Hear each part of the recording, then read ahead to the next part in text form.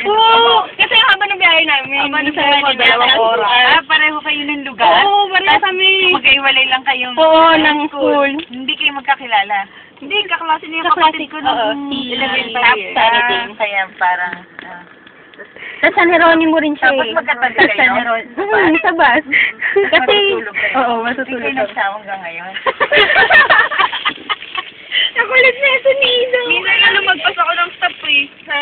Lumagpas ako sa loton ako bumaba. Ang layo dapat na ano lang, sa Balaw. Dahil natutulog ka. Tulog ako. alam mo, minsan nararamdaman ko, Party. Kirino na. Di ba magsisimula tayo sa Laguna? Video pa tayo nito. Doon sila magkwentuhan ng Ingay, no? Parang malayo sa isa't isa. Binibidyan ko na nga po eh. Pero masaya talaga, promise. Hi.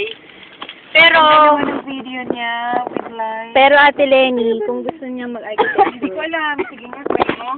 Gusto niya mag-art. Dito ka pa. Ganito na lang. Kung gusto niya mag-architecture, saan ba siya talaga Saan niya magaling? gusto mag-drawing?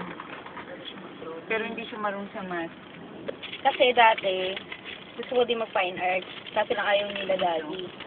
Pero nung nagkaroon na ng major in advertising, arts sa architecture? Yung dati. ang difference ng fine arts sa architecture, ang fine arts, mas magastos din yung magastos yung Mas mahal. Hindi, more on Ang coverage niya malawak. architecture, more on maraming technicality. Ang daming building kasi plumbing, electrical, lahat ng tungkol sa building utilities. Kasakop mo pa yung sa engineering. At ba't walang light? Pati yung sa structural. Sa Vote for Karen. sa fine arts, ang kasali niya more on drawing talaga. Freehand, kamay.